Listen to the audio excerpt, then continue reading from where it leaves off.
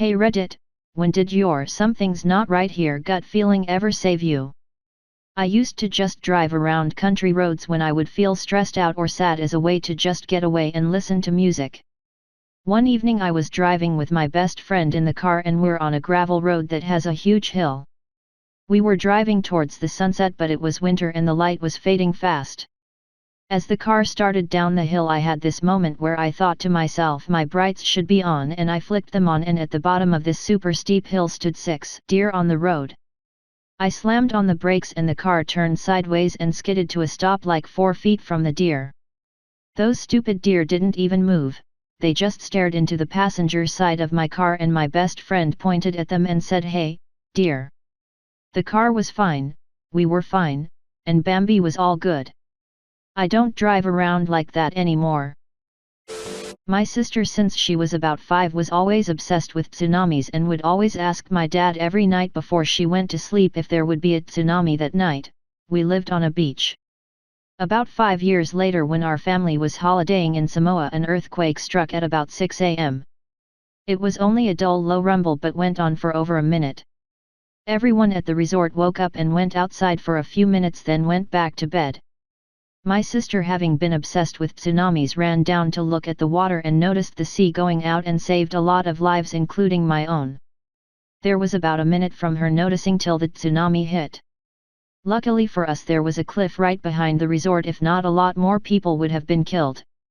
So something like a gut feeling 5 years in the making. Not me but my science teacher. When she was a teenager she was standing near some lights at a pedestrian crossing with her and her friend. Very chill but out of nowhere she had this gut feeling that both of them had to move. They moved just a couple meters away and the next moment a car had hit another car and had hit one of the street electricity utility poles and it had fell and exploded, minor explosion enough distance away that it didn't hurt the girls, exactly where they were. One of the wires had also snapped and hit it exactly where they were standing as well. They basically were in a scene of car wreckage and snapped wires and electricity explosions and the pole collapse. Just real insane. If the pole had missed them, the wire would have hit them, and if not that then most likely the cars. That gut feeling of moving away saved both of them. I remember this story so clearly from high school science class because it was such a WTF, pity I only paid attention to these things and not actually science, hehe. This is gonna be much more light-hearted than the bulk of these stories. We raised dachshunds when I was growing up. We only had 2 of them when my mother brought home a stray kitten she couldn't bear to know was gonna go hungry. A few years later we have 5 dachshunds now and kitten is now a very cute healthy cat. One day I go outside to feed the dogs. One of them was sitting by the little doghouse, 2 just sniffing about idly. One was laying in the sun and the other was missing but probably just in the doghouse. I fill their bowls, go back inside. And then immediately stop in my tracks the moment the door closed. Something didn't feel right.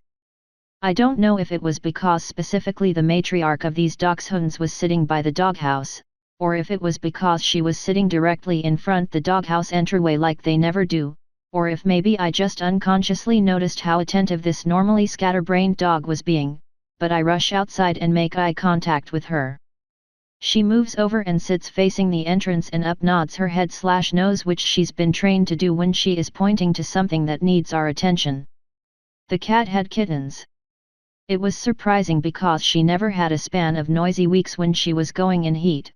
We always assumed she was spayed, and she carried 3 kittens to term without anyone noticing despite her being fed and given the same amount of attention as the dogs got. And the mom of these 4 dogs knew if her children were allowed near them they'd get eaten, so she was keeping guard. Pics. https://ib.co/qyhfhvy https://ib.co/mtbf6jt. Edit. Pics of the dogs as requested. The matriarch is the light red/brown cinnamon colored fur.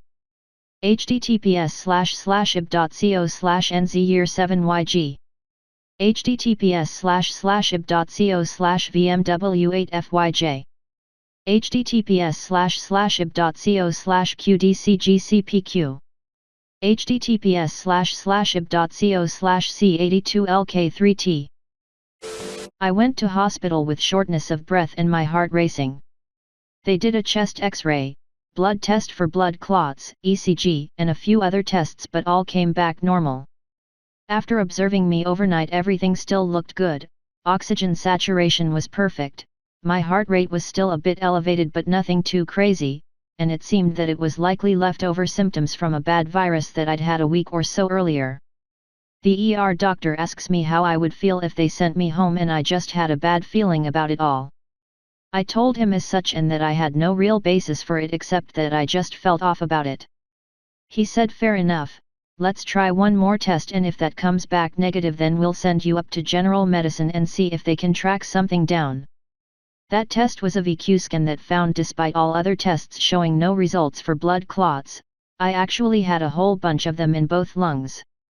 I ended up with a diagnosis of unprovoked bilateral pulmonary embolisms and am on blood thinners for life. Super grateful both for the bad feeling and the ER doctor who was willing to listen to it.